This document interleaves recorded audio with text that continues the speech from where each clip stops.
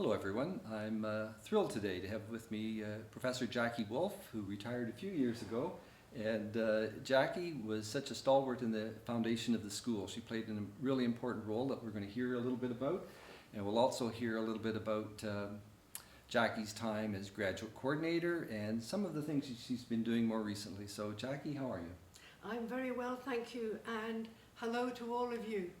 Those I've met, and particularly those that I've never met, who are now here enjoying their years at the University of Guelph, and I should say, on the treaty lands of the Mississaugas of the Credit, and of course, way beyond.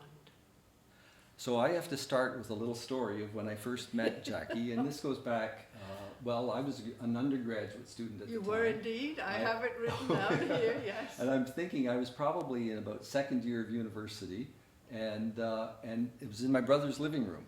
And the planning department in Huron County, and this was also connected to a project you were involved with, and yes. I'll let you give things, but I'm, as an undergraduate student, attending this as a keener, right? I'm attending this meeting in my brother's living room where the county planning department had organized a meeting with the Federation of Agriculture on what planning was all about, and there was Jackie. There was indeed, and in fact Wayne was going to talk about that when I talked about George and the Huron County Planning Department, but I can talk about it right now. Yeah.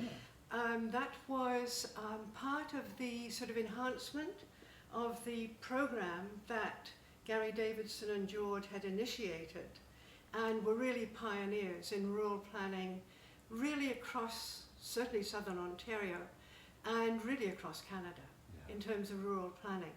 And we were fortunate enough through another program that I was involved in, and one of the early people in School of Rural Planning was involved in from geography, like me, Tony Fuller. Yes. And the Rural Development Outreach Project, at that time, in the early days, was working with folks in southern Ontario. And one of the things that we were doing was contributing to what George and Gary Davidson were doing in Huron County. And that was what we called a kitchen meeting. Yes. And I don't know whether you were there for Uncle Henry's Acres, Probably. but students had put together this tape at my request, and they were proposing, with different voices playing different roles, they were proposing different competing land uses to inherit Uncle Henry's Acres. And so we went through things like a dirt bike track of all things. I remember that, actually, yeah. Do you really? I do, Yes, I do, yes. yeah. Conventional, continue with what Uncle Henry was doing, new housing, rural estate housing, all of those sorts of things. And that was really one of the various ways in which we began what evolved into School of Rural Planning and Rural Development. I mean, what was so cool about that? This was happening before the school was even established, which of course goes back to your early days, which were in geography, if I understand. It was in geography, along with Tony was in geography, I was in geography. It is possible that Simon John Fitzgibbon were both for a while in geography. And with Tony, he became the lead person in a very well-funded project called the Kellogg Foundation Project. And we learned an awful lot through that project in terms of incorporating other departments, rural extension in particular, geography, a little bit of sociology, land resource science. Number of departments were able to cooperate through faculty, through students, particularly through graduate students. And we learned so much through the Rural Development Outreach Project. And quite honestly, that is also what took me to Northern Ontario and what got me beginning to understand what some of the issues were across Northern Ontario. Very, very different from what was going on at the time in Southern Ontario. Yeah. And it's interesting how that has continued to be part of what the school is about. I'm going to go back a little bit. So you were in geography initially, so then you were in a position of seeing the school come together and be formed at the university as a whole, correct? Yes, really, the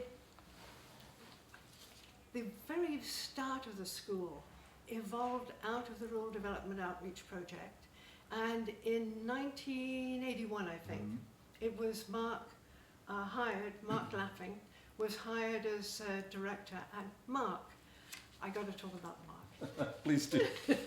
He brought such energy, such passion, and such insight, the ability to present new ideas to both the university audience, to wider audiences. He was able somehow to pull so much together at that time. One of the things that I found so incredible about Mark, in addition to what I've just said, was the way in which he was able to bring students into the program that have gone on to such incredible contributions. I really want to mention that because, particularly at the moment, when things look very difficult for students in and out of school, difficult for faculty as well, do want to mention some of the contributions that those students have made. Don't know whether Mark mentioned at all, but one of them is now, a woman, is now the representative of Nova Scotia in the Senate, the Canadian Senate. And she started out School of Rural Planning. She had been in Africa before that with 3 little girls and a very supportive husband. Went on to work with Harry Cummings, another of our early faculty, similar to Tony and myself, joint appointment with Aggie Con at first.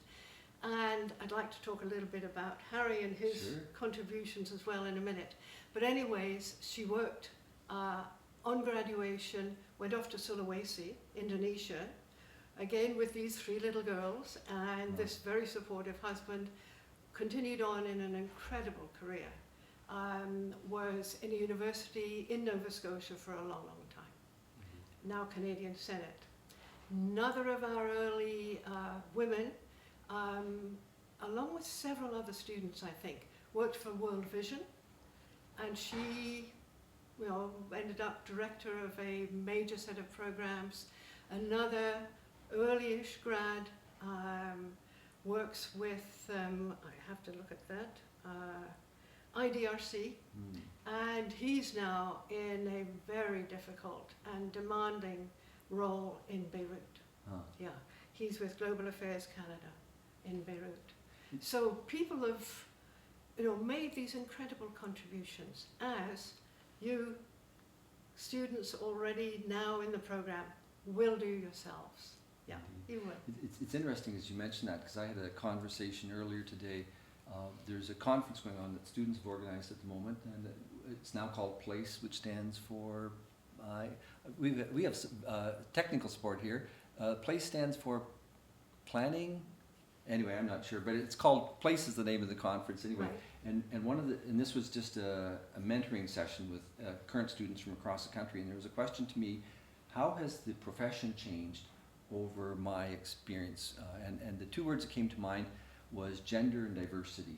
That when I now go to a conference, how diverse the audience is now. Back when I started my career, it would be mostly men. Yes. And very little diversity in terms of ethnic backgrounds and so on. And I'm reflecting in your early days as a woman playing a leadership role in the school, how important that was for where we are today.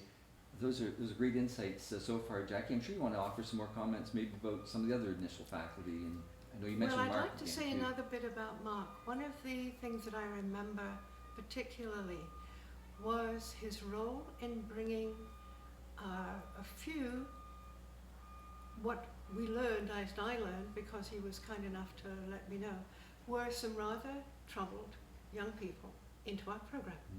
And they went on and they flourished and they grew in the program and went on to really good careers. And I just want again to say thank you to Mark for taking the risks that he did.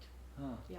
That's really insightful for me, because even today, and I don't know where I got the words, but the words would be, well, you know, when you're evaluating students coming into a program, you can do it from the point of view of grades only, but sometimes you'll have a student that comes in that has an experience in their past, and it may be, you know, I've seen students with very difficult childhoods Yes. applying to the program, and we will always make space for 2 or 3 people that would get into the program for reasons other than grades, right? Yes.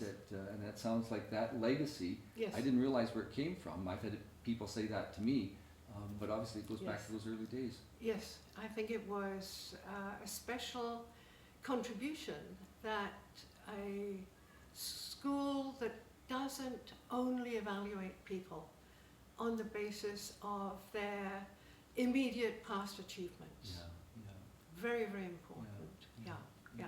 No, that was good. Yeah, and so there are other early day reflections, and I want to talk a little bit in a moment about the focus of the school and how that shifted. And you referred earlier to Northern Ontario, so I want to hear a little bit more about that and your own work with Indigenous communities, perhaps. Oh, but yeah. anything else from those early days to mention? Yes. One of the things that I'd like to mention is the role of Farouk Afshar. Okay. Yes, please do. Farouk was one of the people who I think was hired directly into School of Rural Planning, unlike the rest of us struggling to balance very competing and very different demands in our departments. And so many of us did shift when we had the opportunity to School of Rural Planning. But Farouk, he brought so many students into the program from the sort of diverse backgrounds that you are referring to. And he also initiated a one-year diploma program. Right. And at that time, the one-year diploma program was almost exclusively, if not exclusively, for men from a couple of northern Pakistan provinces, places that now have been totally devastated. Scarcely want to contemplate how difficult the lives of those people that I knew and their families must have been over the last 20 years, I think. And also men and women as well from India into the diploma program. And I would like also to, if I can find it, mention some of the things that I learned from those people. And it was to unravel and uncover some of the complexities of gender issues. Okay? And these men and women helped me to navigate and understand the complexities of the differences that culture, religion, background, heritage contribute, that we really must honor, and if we don't, we are failing to work sensitively within those contexts.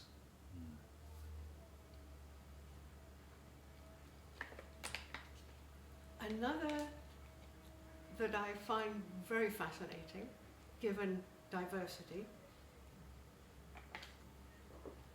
and this was in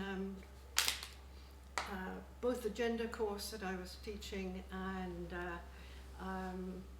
the First Peoples course that I was leading as well.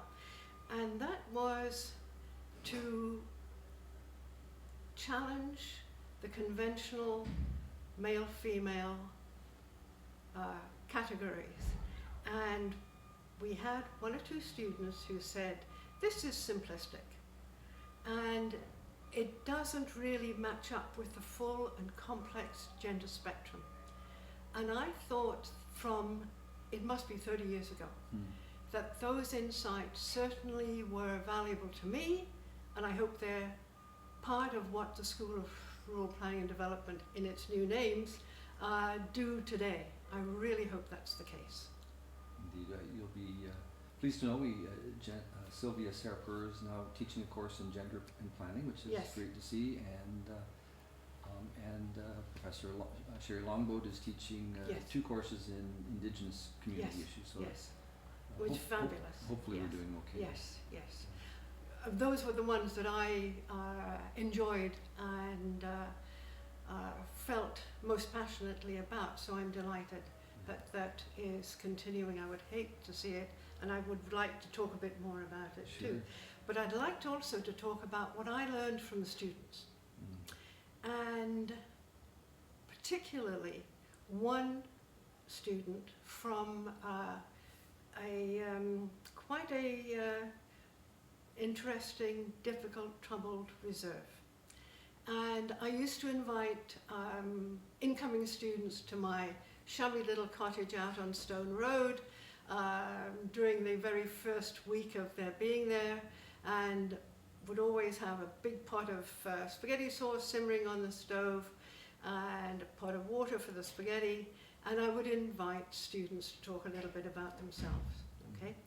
And on this one occasion, a couple of students had given their little spiel, and then this particular young man stood up, and what I learned from him was the art of drawing in an audience and telling a story. He would talk to somebody in the front row, then he would talk to somebody in the far back corner, then he would talk to somebody like you in the middle, and then he would talk again to the front, and then to everybody. And he drew everybody in. And I learned so much from him. Thank you. Miigwech. The early days of the school, are there other faculty you want to just reflect on before we move on? I did have Yeah. thoughts of, Yeah. well, I've talked about Tony and his contribution to Yeah. rural outreach. Harry brought the Sulawesi project. Farouk, the diploma program. That's about it, really. And I talked about that. In the early, And George and the planning, of right, course. of course. Yeah. So one of the things I find interesting is how the focus of the school evolved over time. And I know you referred to Mark earlier in his sort of embracing what I perceive to be a broad perspective, but you really played a role in that too, in terms of your interest in Indigenous communities and your interest in Northern Ontario as well, and community engagement too from That was the early very days, much yeah. part of what Tony's leadership in the Rural Development Outreach Project offered. He really, through that project, which was very well funded, afforded us to begin to learn what it was like working in remote communities. So through that contribution that the Kellogg Foundation program afforded us, I think we were able, when we did attract a number of First Nations community students, we were able to recognize and work with them and work with other students who wanted to work with northern communities to navigate the complexities of that, really. But a couple of things that I would like to emphasize, because I have a grump about all of this, is, in a sense, community priorities. When we were working in Northern Ontario, both through the Rural Development Outreach Project and with the students, the sorts of priorities appeared to be, and were, of course, water, clean water, housing, access to resources, access to land because of the confines of the reserve systems, all of that array. And what actually makes me angry is how little that has changed. But what was so fascinating when I was reflecting on that was at one community meeting where we were gathered and we had somebody from Indian Affairs attending the meeting, and we were talking about community priorities. And the community priority at that time, of all things, was uniforms. It was uniforms for the sports teams. Why uniforms? It was a matter of drawing the community together, giving them something to be proud about, giving them a chance to look outwards and meet up with other communities, to be respected, and in a sense, to win. And I think that sort of subtle message is important when you're working with any community, to respect what the immediate priorities are, not just what you think they should be. So one of the more important things that Jackie brought to the school was her early interest in Indigenous communities, and part of that was teaching a course, of course, related Yes. to, I'm not sure, what was the course called back then? Oh, I have no idea. Okay. But it would, I hate to think what it was called. Yeah. Let's say it was called First Nations Issues in Planning and Development, Right. yeah, which had both non-Indigenous and Indigenous students Yes. in it. And do want to mention a couple of enrichments that we were able to do. Sure. One of them was to go to the meetings in Toronto of the big Royal Commission on Aboriginal Issues. Filed these massive, seriously important reports with a whole slew of major recommendations in 1996, and we went to several of those meetings. That sits on a shelf. Then we also went to a play. We went to a play by a well-known, I hope, Indigenous writer and playwright and brilliant pianist, Thompson Highway, who happens literally today, as we speak. His book of reflections and memories is up for the Hilary Weston Prize for Nonfiction, literally today, 3rd of November. I'm crossing my fingers. We went to see this second of his 2 plays called Dry Lips Gotta Go to Kapuskasing, which was great. But this book that I mentioned is a reflection on his part about growing up in a far northern Manitoba reserve, and at the age of 6, going to a residential school, which he survived surprisingly well, but so many other people did. And what I'd like to really reflect on is when we were working in communities across Northern Ontario and elsewhere, up in the Arctic as well, what women talked about when they talked about that. They never talked about the effect on themselves, Wayne. They talked about the impact on what they didn't learn. They didn't learn about living in community. They didn't learn how to gather, how to prepare, how to make clothing, all of those things that, in a sense, they were totally deprived of, because for 10 months of the year, they were out of the community. what they also said was that they didn't learn to listen to the stories, the wisdom, of the elders. They didn't understand their heritage. They certainly didn't learn their language. So all of that connection for them was lost. And what they did say was, what we did learn was about punishment. We learned hitting and beating was punishment. So, here's another thing that I'd like to show you.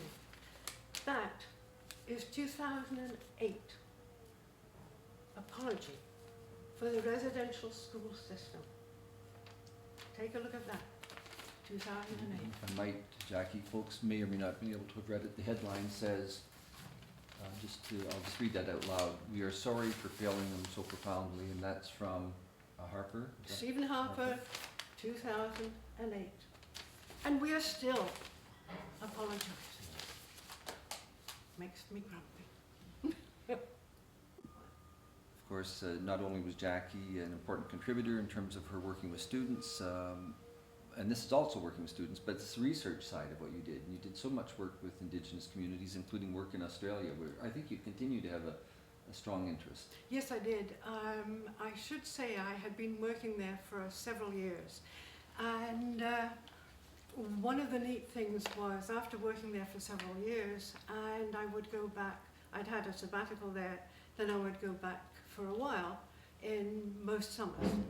It was the dry season in Northern Australia, and that's a nice time to be there. Nice time to be here too, of course. But I'd been working there for a while. However, we'd also done the work with communities in Northern Ontario and had a couple of publications.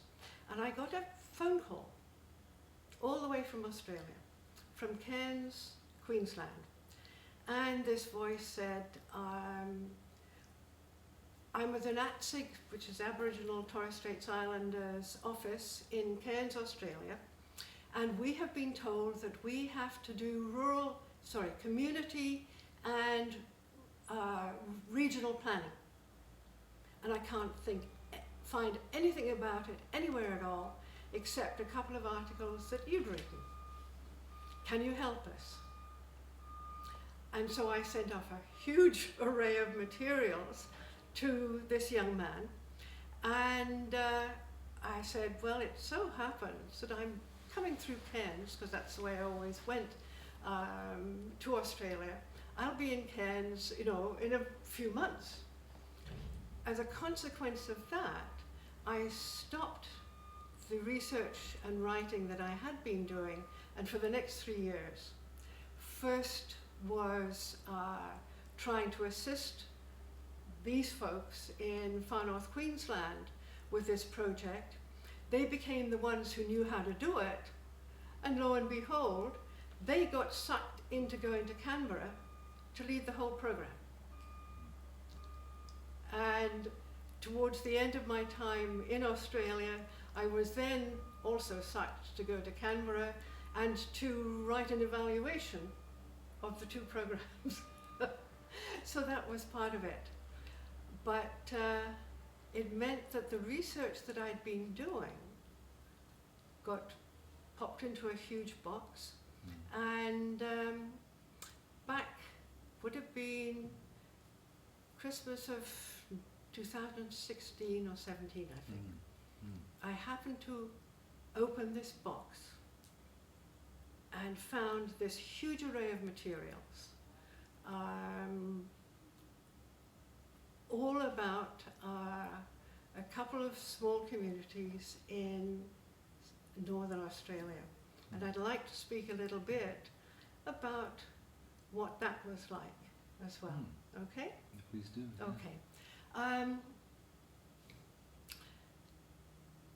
I was interested in these communities because for about 5 or 6 years, there'd been a very successful, it would seem, community development project going on in this community. Well, it's two communities. And it had enhanced their music, which was flourishing anyway. They were painting. There was a wonderful exhibition of their paintings in the capital of the Northern Territory, Darwin. Young men were learning trades. A couple of young men were training to be police officers. The young women were training to be nurses and teachers. All was going well. And not unlike the community development initiatives here in Canada, which had been flourishing, Southern Ontario, Northern Ontario, in part across the far north as well, all of that sort of wound down in terms of support and funding sometime in the early to mid-90s. So that came to an end. And however, I had already unfortunately moved on to to do this other work that I mentioned, unpacked this book and started to reflect on what would I do with all these materials. And the two little communities had a very interesting history. They were right at the center of the Northern Territory, and the first person explorer to cross Australia from Adelaide to Darwin and get back spent months on end on his final 5th successful expedition. So the grandparents of the young people that I knew would have been the first people in 1861 to have ever seen a white person, to have ever seen a horse. Within 10 years, cattle stations, cattle ranches, they call them stations, cattle stations had been established on their land. They were turned off their land. They weren't allowed to be there anymore. So what did they do? What could they do? They settled as close to the station homestead, the station ranch, the ranch homestead, as they could. And they became, at first, the unpaid, and then the very poorly paid workers. The people that I knew, many of them had serious problems with kidney disease. Kidney disease for a long time, here and in Australia, was attributed to liquor. It's now been totally revisited, and certainly in Australia, it's attributed to poor water quality, or no water, inadequate sources of water. And of course, you've got kidney disease, you drink an awful lot of water. Might have mentioned how much water he had to drink. He certainly told me that. Anyways,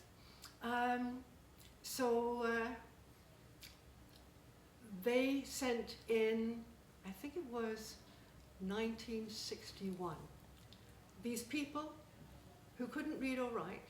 At that time there were no schools, 51.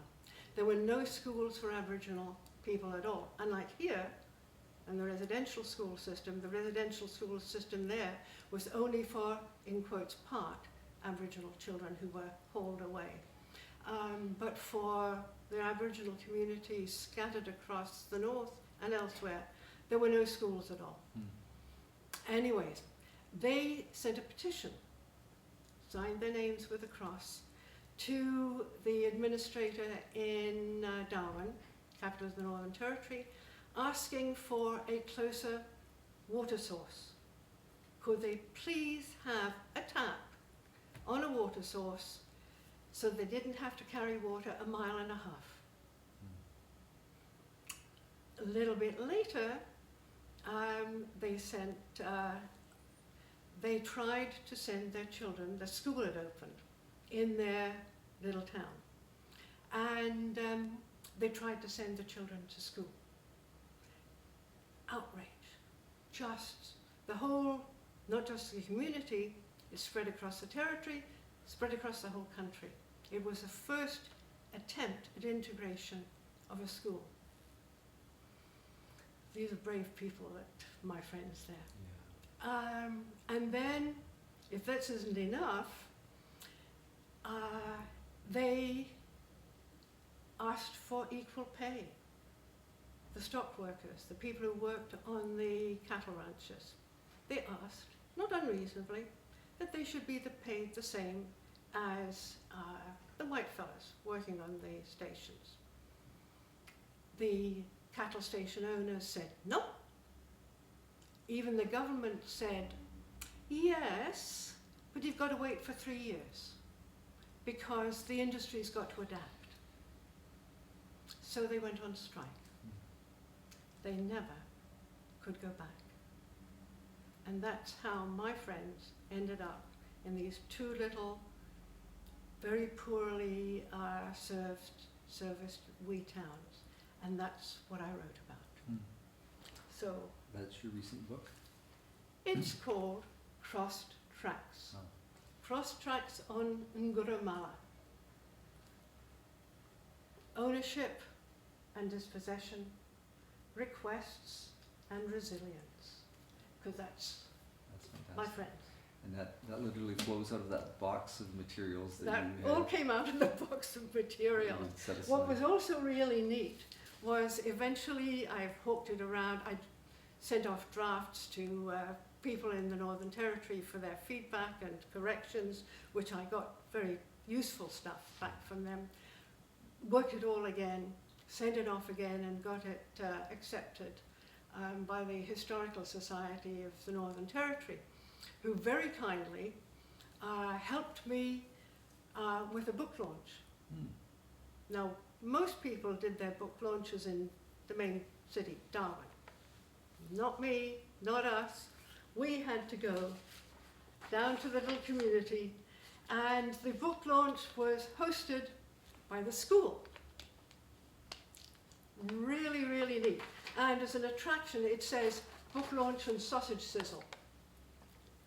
It was on a Friday lunchtime, and to make sure the kids went home with a good meal and that folks came, the school organised a sausage sizzle. And so I was able to talk not just with the children, because all the kids from the school, it's always in the open air. All the kids from the school were there. There were parents, friends of mine, their children. In fact, the woman who did the Welcome to Country for me was the daughter of one of the women that I knew well, who'd had a kidney transplant, I should say, who did the Welcome to Country. So it was an absolutely marvellous experience for me.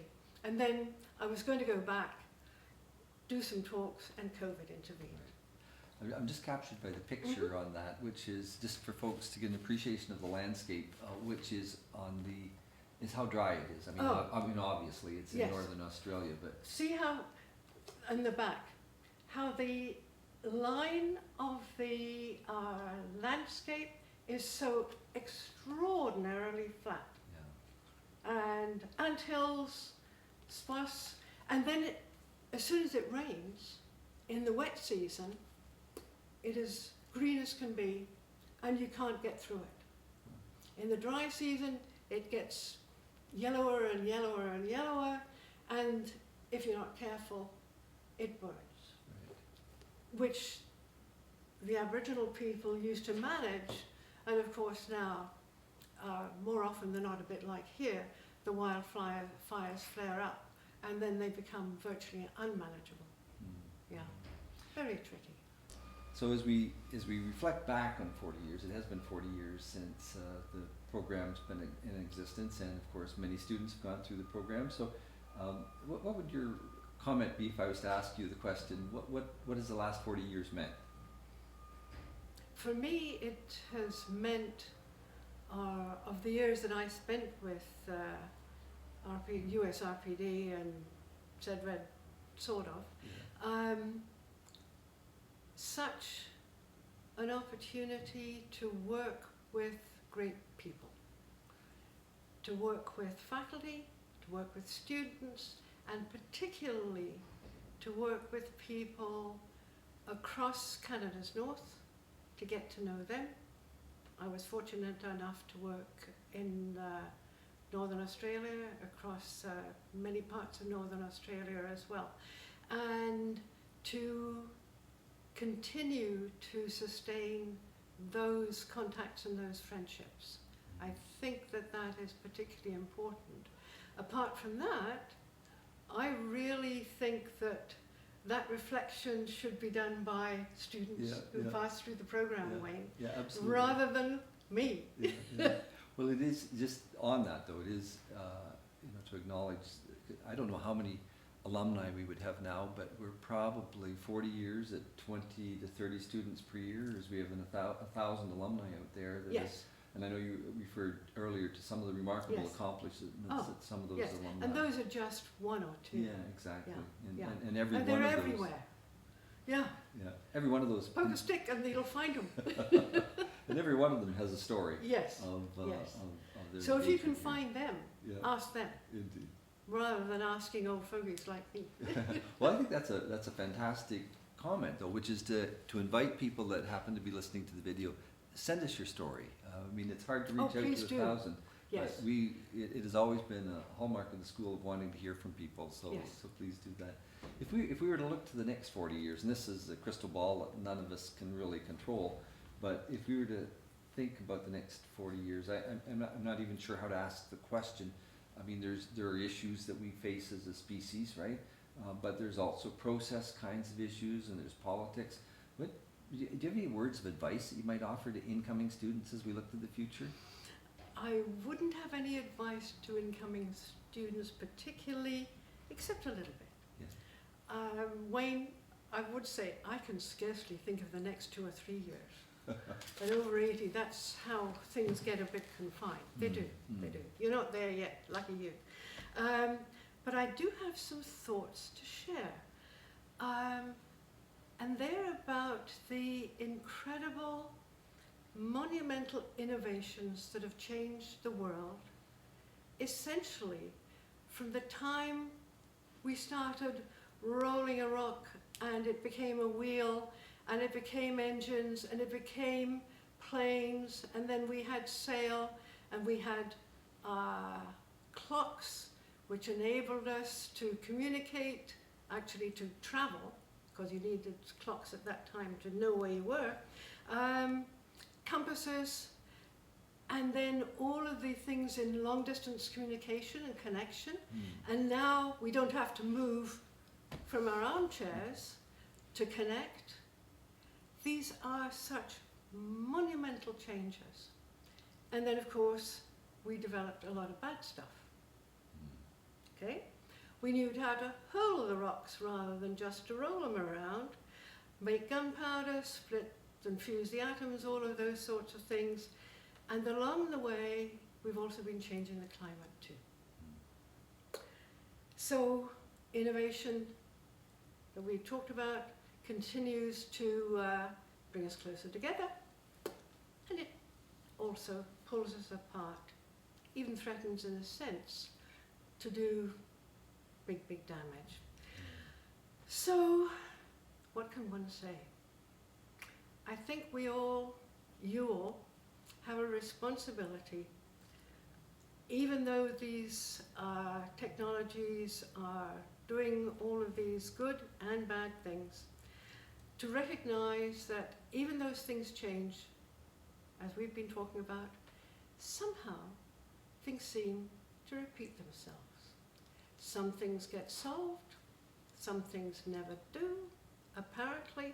So we have a responsibility to chase up some of those things that apparently don't get dealt with, and for heaven's sakes, deal with them, okay?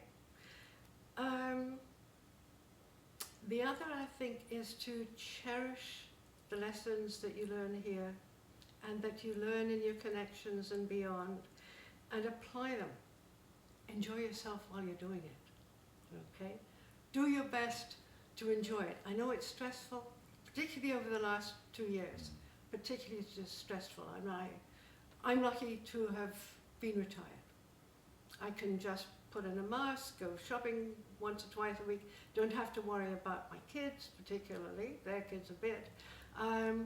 Don't have to worry about anything except getting the next vaccination, that's all.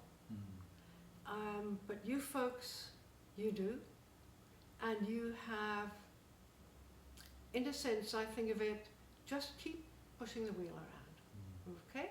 It's a very simplistic analogy, but I think it's worth it. And I can remember saying that 30 years ago, 40 years ago, 20 years ago to students. It seems to come round again. Like it or not, we'll use different terminologies, we'll use different words for it, but it's awfully similar. So, with all the training, with all the experience that you're getting here, please do your best to make this world not just a place to survive in, but I like to call it to thrive in. That's my word. Very nice. Thank you. Anything you'd like to say to former students?